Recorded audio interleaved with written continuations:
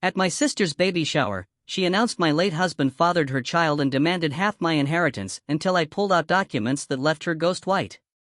And then our parents stepped in. This isn't just a story about losing a husband, it's about uncovering a web of lies so deep, so cruel, that it shattered everything I thought I knew about love, family, and betrayal. Imagine believing your deepest grief was the worst pain imaginable, only to discover it was just the beginning of a nightmare orchestrated by the people closest to you. 6 months ago, my world imploded. 1 minute, I was Karen, a happily married 32-year-old, planning our future with James, my amazing husband. The next, he was gone, killed in a car accident so horrific that an open casket was impossible. I was a widow, drowned in a grief so profound it felt like I was physically suffocating. The first few weeks? A blur. Funeral arrangements, endless phone calls, sleepless nights haunted by the silence in our home. If my parents hadn't stepped in, gently taking over the logistics, I truly don't know how I would have survived. Karen, honey, Mom whispered, her voice softer than I'd ever heard it, we've handled everything. Just focus on yourself now. Their newfound tenderness, a stark contrast to my childhood, was a comfort I desperately clung to. My lifeline became a support group for people who'd lost loved ones. Every Tuesday, I'd sit in a circle, surrounded by others who understood the hollow ache in my chest. Some days are harder than others, I confessed one evening, my voice barely a whisper. Sometimes, I wake up, and for a split second, I forget he's gone. Maria, who lost her husband 2 years prior, reached over and squeezed my hand. That's normal, sweetie. The grief comes in waves.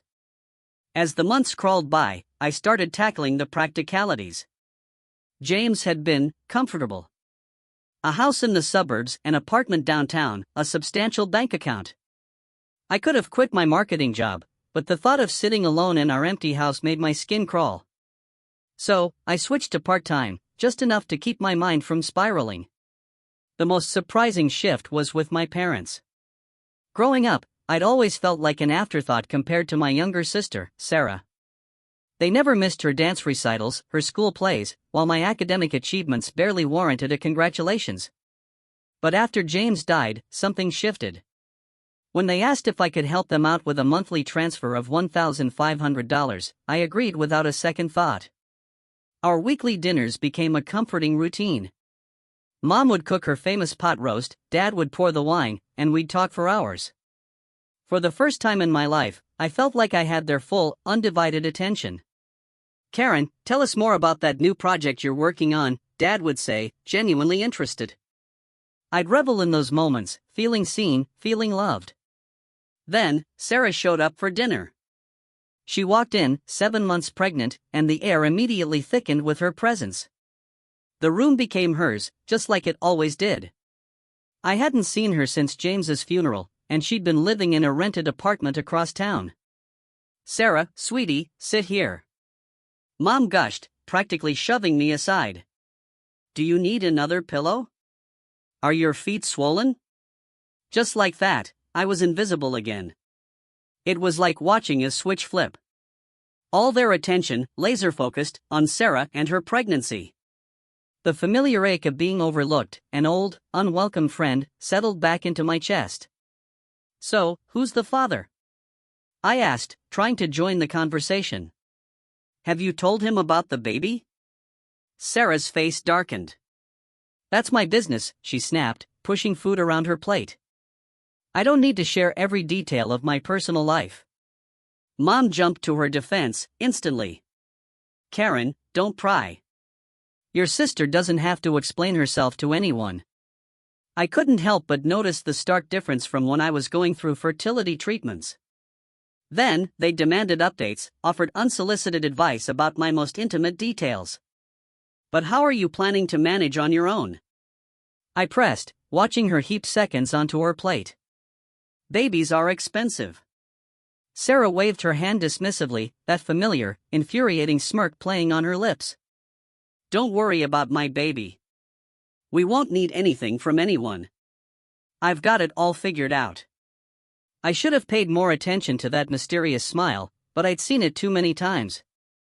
Sarah was always cooking up get-rich-quick schemes, the organic smoothie business that lasted 2 weeks, the life coaching certification she never finished, the crypto investment that lost her 3 months' rent. "Trust me," she said, patting her belly with an air of confidence that, in hindsight, should have set off every alarm bell in my body. "This time, everything's going to work out exactly as planned." Dad beamed at her like she'd just cured cancer. "That's my girl, always landing on her feet." I took another bite of pot roast, trying to swallow down the familiar taste of being second best. Some things never change, I thought, watching my parents hang on Sarah's every word. The call from Sarah came on a Tuesday morning. I was at my desk, reviewing reports, when her name popped up. I almost let it go to voicemail. Our conversations were usually brief, awkward. But something made me answer. "Karen?" Her voice had that sugary sweetness she only used when she wanted something. "I'm having my baby shower next weekend at Mom and Dad's. I'd really love it if you could come." The invitation caught me completely off guard. "Are you sure?" I asked, unable to hide my surprise. "Of course," she laughed, the sound oddly forced. "You're my only sister. It wouldn't be right without you. Plus, I have something special planned." Something in her tone made my stomach clench, but I pushed the feeling aside. "I'll be there," I promised, already mentally listing gift ideas. Maybe this is her trying to bridge the gap, I thought, foolishly. The following Saturday, I arrived at my parents' house, carrying 2 carefully wrapped gifts, a high-end baby monitor and a handmade blanket. Despite our differences, this was my future niece or nephew. The place looked like a pastel explosion. Pink and blue balloons everywhere, streamers hanging from every surface, a towering diaper cake centerpiece. Trust Sarah to turn this into an event, I thought. She'd invited what looked like half the town. Aunt Margaret, Mom's bridge club friends, Sarah's old college roommates. "Time for games," Sarah announced, weaving through the crowd in a flowing maternity dress that probably cost more than my monthly rent. She was glowing, but there was something predatory in her smile, and her eyes kept finding mine across the room, holding my gaze a beat too long. We played all the traditional baby shower games.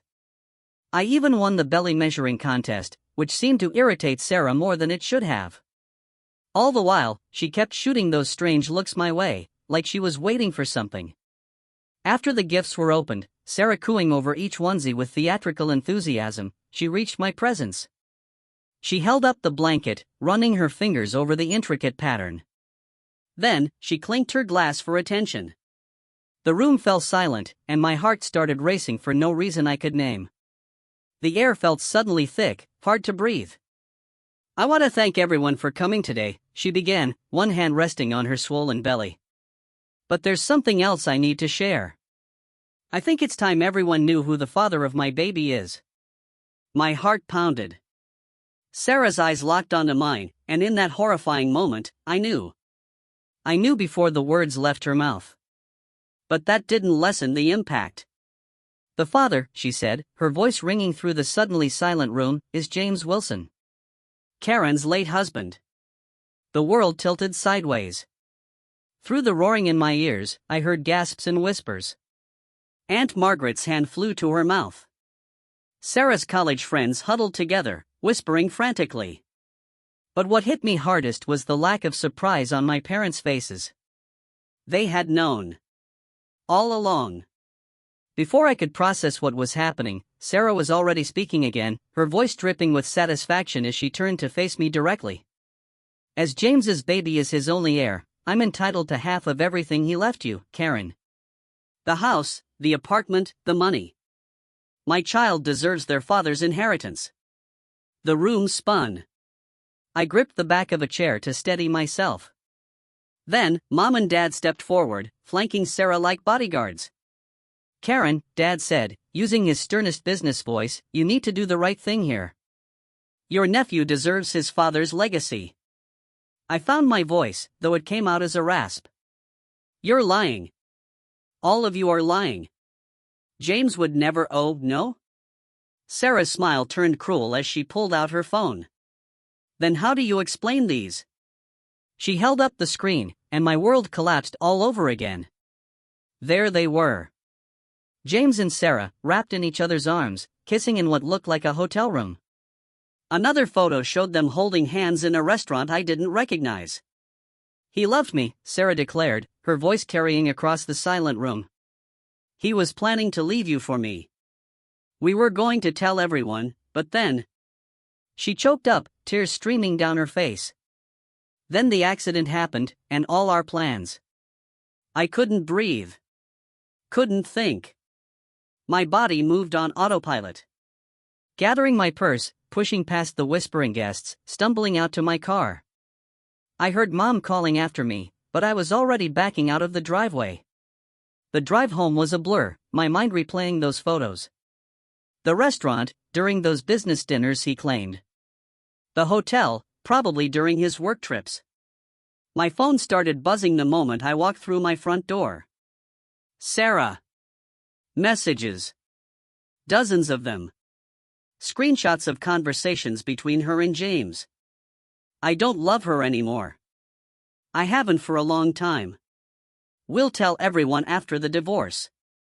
You're the only one I want to be with. I can't wait to start our life together."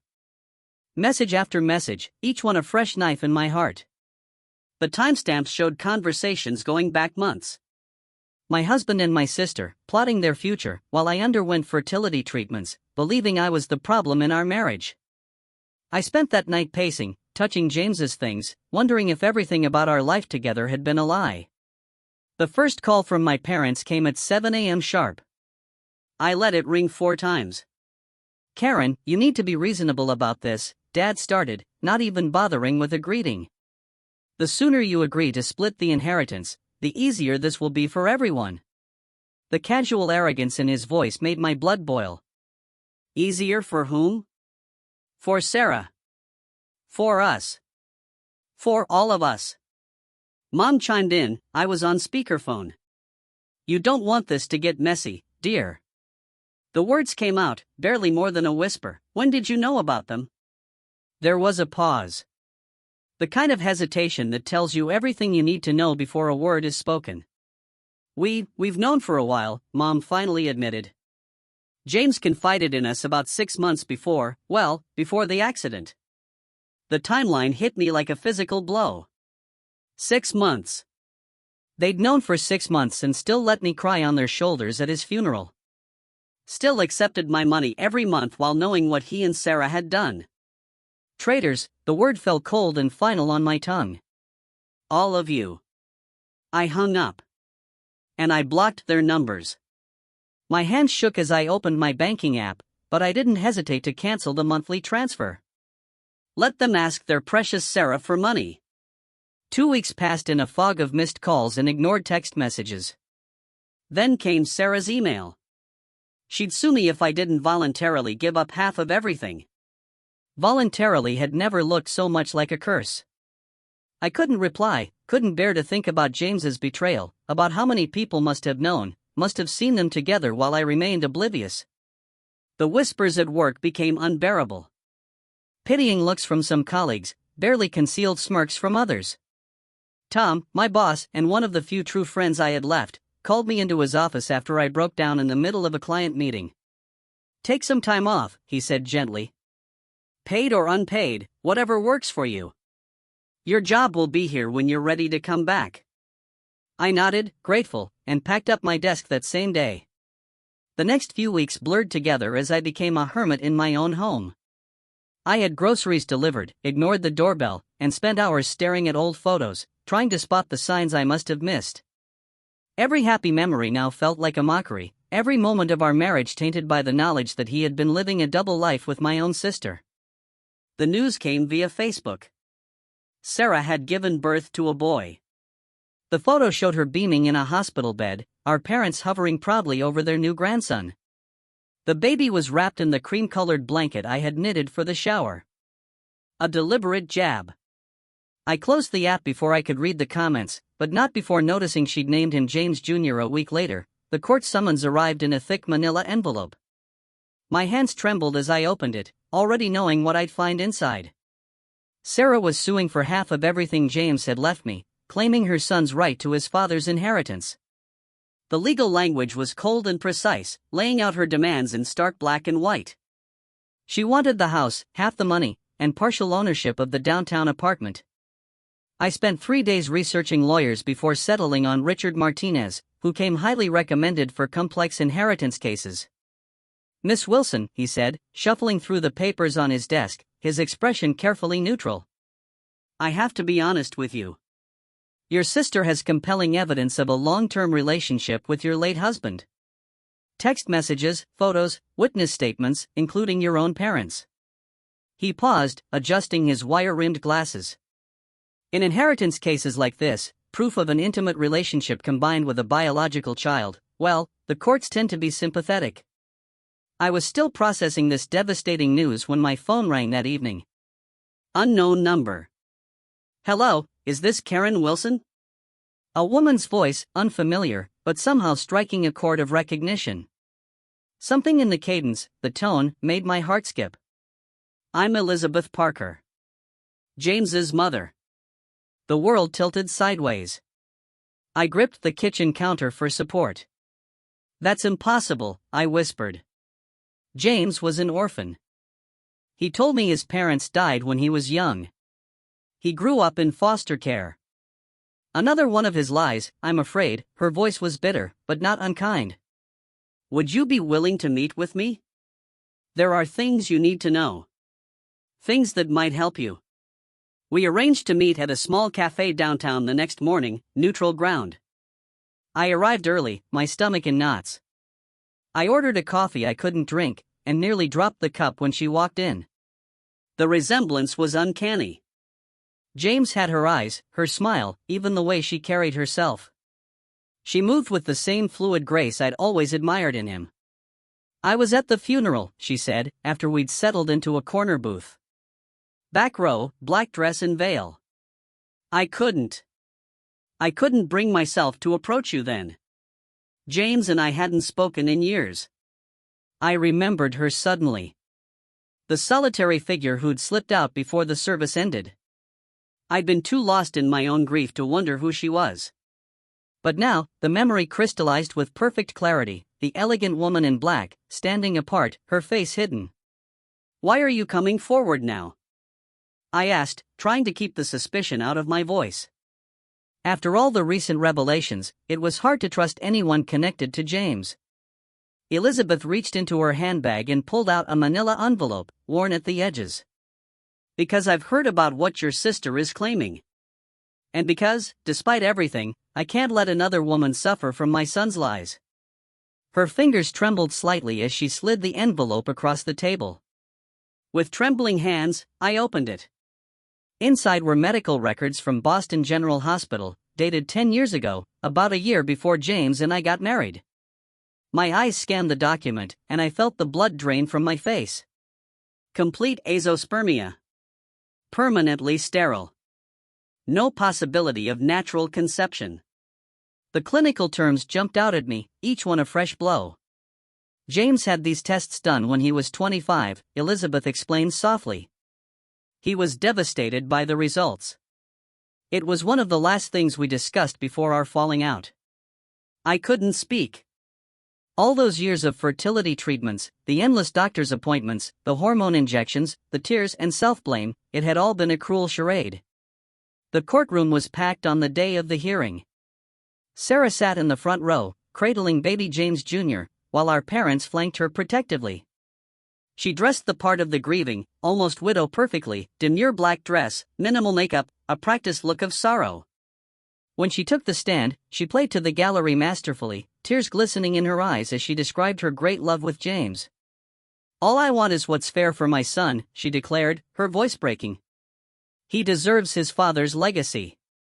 My lawyer, Mr. Martinez, waited until she'd finished her performance before he spoke. "Your Honor, I'd like to submit evidence that proves Miss Thompson's entire claim is fraudulent." He approached the bench with the hospital records. The judge reviewed the documents, her expression unchanging. Sarah's lawyer jumped up, objecting about chain of custody and document authenticity. Sarah's composure cracked. "Those documents are fake," she shrieked, clutching the baby closer. She forged them to steal my baby's inheritance, Your Honor.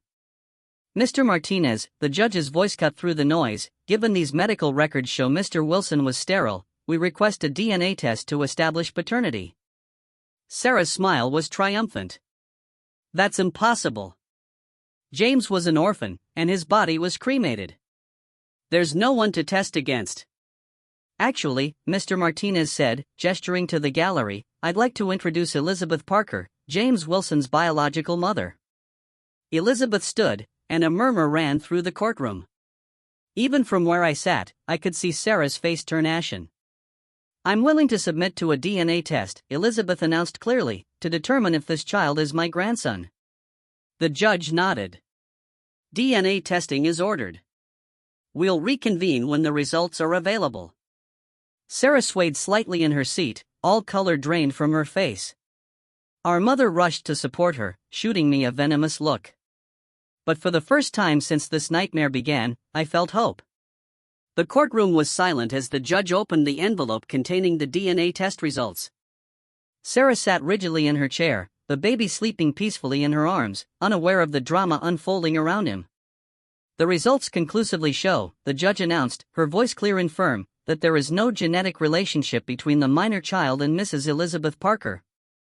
Therefore, it can be concluded that James Wilson was not the father of this child. A collective gasp filled the room. Sarah's face crumpled as she began to sob, mascara running down her cheeks. Miss Thompson, the judge's voice had turned stern, would you care to explain why you perpetrated this fraud upon the court? Sarah clutched the baby closer, her voice barely above a whisper. I was seeing several men at the time. When James died and was cremated, I thought no one would ever know. He had money, and I needed. So you attempted to defraud your own sister? The judge's disapproval was palpable. Used your parents as unwitting accomplices in this scheme? I just wanted security for my baby. Sarah whimpered, but her performance had lost its power. Even our parents looked stunned, finally realizing the extent of her deception. The judge's ruling was swift and unequivocal. This court finds in favor of the defendant, Karen Wilson. All claims to James Wilson's estate by Sarah Thompson are dismissed with prejudice. Miss Thompson, you're fortunate that Mrs. Wilson hasn't pressed criminal charges for attempted fraud. Outside the courthouse, my parents approached me. Mom was crying, Dad looking older than I'd ever seen him. Karen, sweetheart, Mom reached for my hand. We had no idea Sarah was lying. We can make this right. We've been struggling since you stopped the monthly transfers. I held up my hand. Don't. Just don't. I pulled out my phone, blocked their numbers right there, and walked away without looking back. Elizabeth was waiting by my car. Are you okay? She asked softly. I surprised myself by laughing. You know what? I think I actually am. Or I will be. I took a deep breath. I've been thinking, that apartment downtown that James left me. I never liked it. Too many memories. But maybe you'd like it? Her eyes widened. Karen, no, I couldn't possibly, please, I insisted. You gave me back my life with those medical records. Let me give you something in return. When I handed her the keys a week later, she broke down crying. I never thought I'd have a daughter, she whispered as she hugged me. That was 3 months ago. My birth family still tries to reach me through mutual friends and distant relatives, but I've cut those ties too. Sarah sent a letter claiming she's changed, that she's sorry, that she needs help with the baby. I threw it away, unopened. Instead, I have weekly dinners with Elizabeth. We're getting to know each other, sharing stories about James, the good and the bad. She's helping me see that while he wasn't the man I thought he was, that doesn't invalidate all the happy moments we shared. Yesterday, I finally packed away James's remaining things. Elizabeth helped me donate some to charity and store others in the attic. As we worked, she told me stories about James as a little boy, before the lies began. It helped, somehow, to know that version of him existed. I'm not ready to date yet, but I've started living again. I returned to work full-time, joined a hiking club, and I'm planning my first solo vacation. Sometimes, when I look in the mirror, I barely recognize the woman looking back at me. Life has a way of surprising you. I lost the family I was born into, but gained a new one I never expected. It's not the life I planned, but maybe it's the life I was meant to have all along.